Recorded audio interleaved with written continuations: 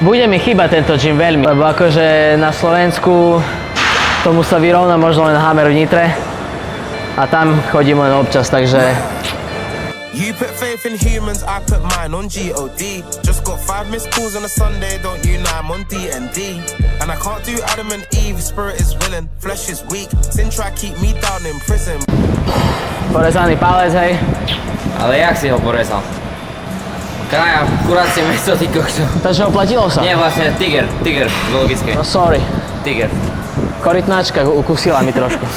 Ale som rýchly bol, tak som rýchlo, ale mi len trošku...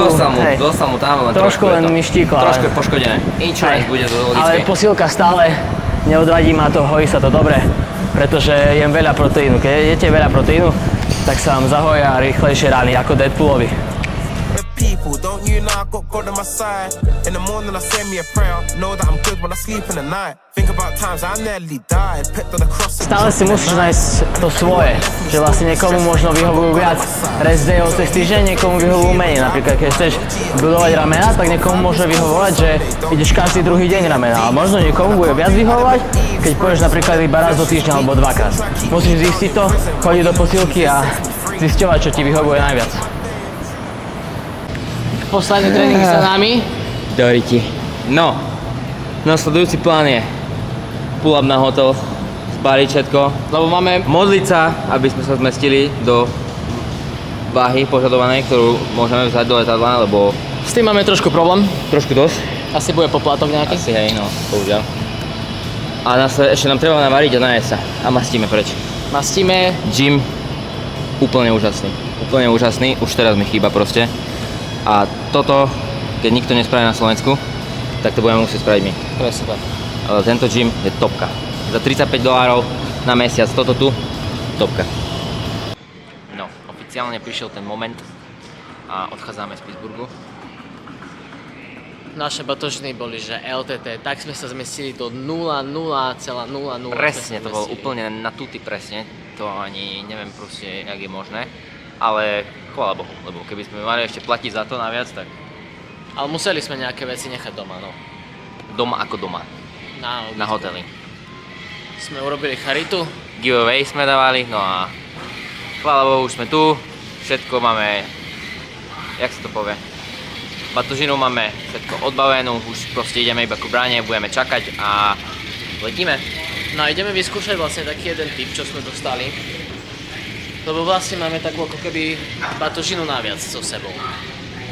A jeden náš kamoš nám povedal a dal nám taký tip, že vlastne si máme popýtať nejakú papierovú tášku alebo plastovú tášku nejakú z obchodov, čo sú už na letisku a že vlastne tí pánov by nás mali pustiť.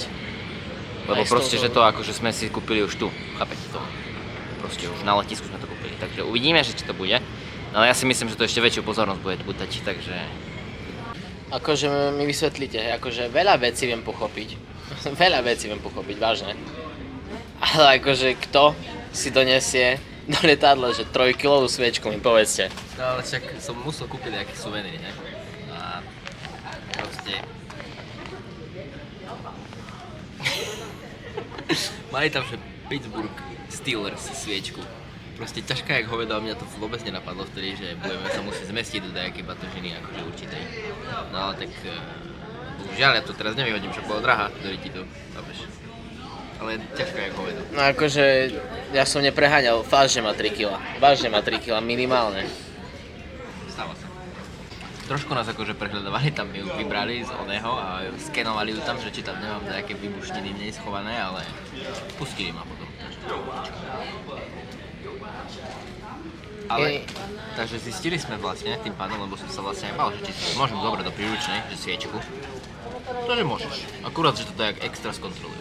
Takže berete sviečky do príručnej, ľudňa. Keby ste sa pýtali, že čo to máme za šiltovky, tak to je Pittsburgh Pirates, baseballový tým. Sme začali pozerať baseball, hej.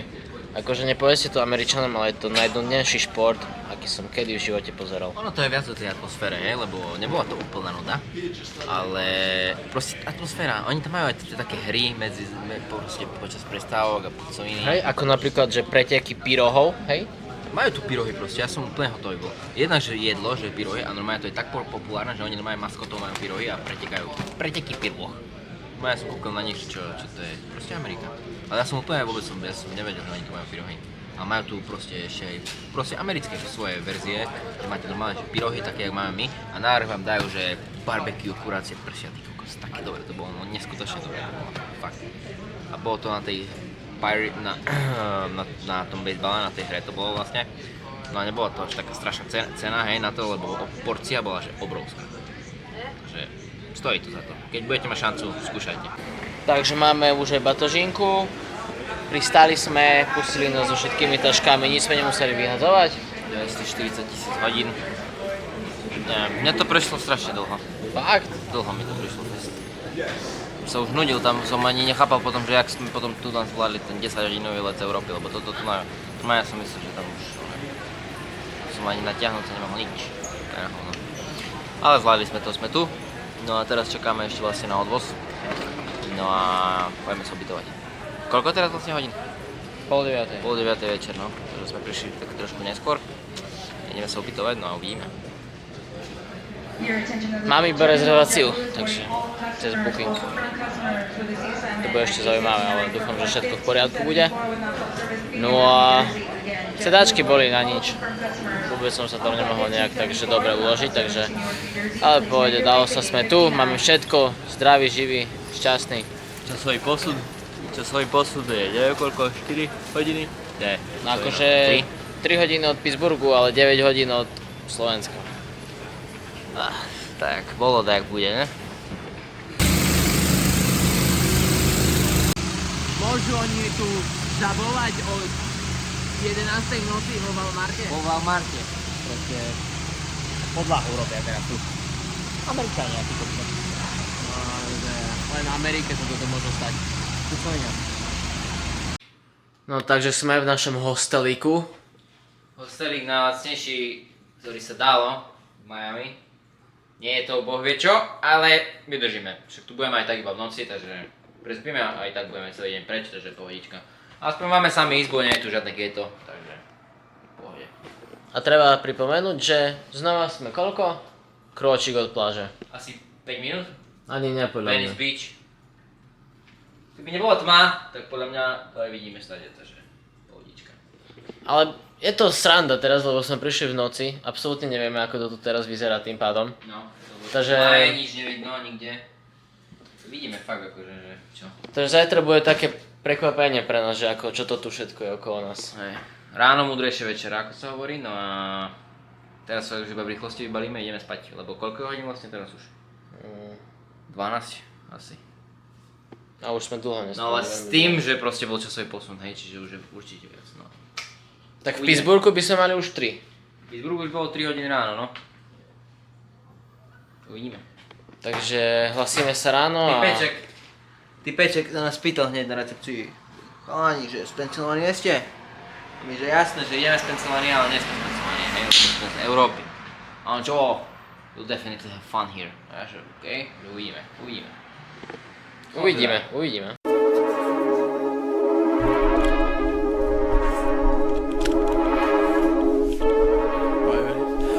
Najlepšia pizza v Kalifornii. Jak pagať. Now I'm living twice. I was in my sin, knew I wasn't living right. I got Jesus. Prvú noc máme za sebou. Žiara? LA? Bom. Takže prvú noc máme za sebou, nikto nás neukradol. Los Angeles. Neviem, posúďte sami to ubytovanie. Akože večer to vyzeralo horšie. Teraz za dňa to vyzerá trošku lepšie, alebo neviem, či som si zvykol. Stále to není 5 hviezdičiek, no ale... Čo ja neviem, aj tak budeme celý čas preč, takže to je jedno. Hlavne, že sme 5 minút od pláže. Jak to vyzerá vlastne, ja neviem stále ešte. Ja tiež ne. Nemám tušenie, ako tu vyzerá. GTA Lifestyle. Iba zarábam, rozbijem auta. Som zvedavý. Ideme na to? Ideme sa naniekovať a ideme si to tu pekne očakovať, že ako to tu je. Som zvedavý, že čo je lepšie. Či Miami, alebo tuto v LA. Sprosté LA, Miami je lepšie. Takže ak si zvedavý, tak pozeraj ďalej. OK, we made it. Čisté GTAčko. GTAčko vravíš? Čisté GTAčko. Čo vám ziga? Takže momentálne sme na Venice Beach. Znova a opäť sme iba 5 minút od pláže, takže... Neviem, či vôbec 5 minút, kamoško. Teraz sme vyšli z tohto a tu už je pláž.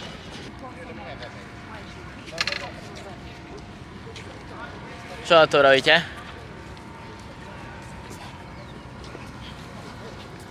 Čisté GTAčko. Totálne. Na tuty.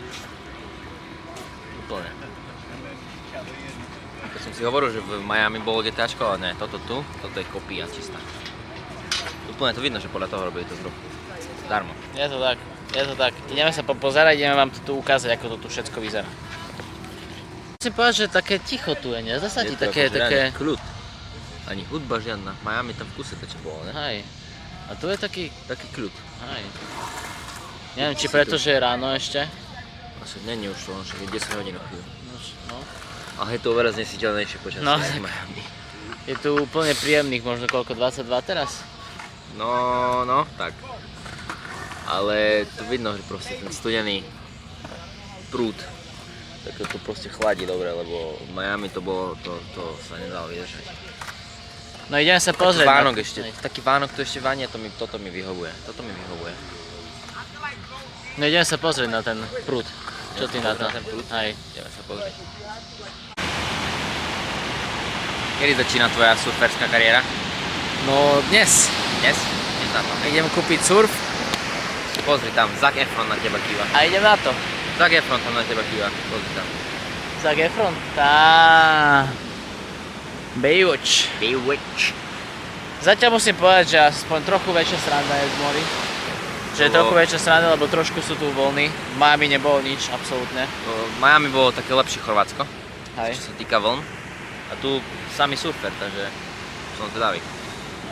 Ale Tichý oceán. zatiaľ stále Miami vyhráva, musím povedať. Zatiaľ stále vyhráva Miami. Mne sa tu osobne viacej páči teplota. Tak ma nejde skarať, hej. Lebo v Miami to som iba sa postavil z postele a už som bol spotený jak hovno, hej. Takže... A trošku viac smradu tu je. LG Buckets. Z morských plodov a živočichov. To je čo robíš. Čo narobíme? Taký je fotbal. Nič, ideme sa prejsť po Venice Beach očividne. A ideme nájsť samozrejme preslavenú Muscle Beach. Gym. Takže let's go. Let's go!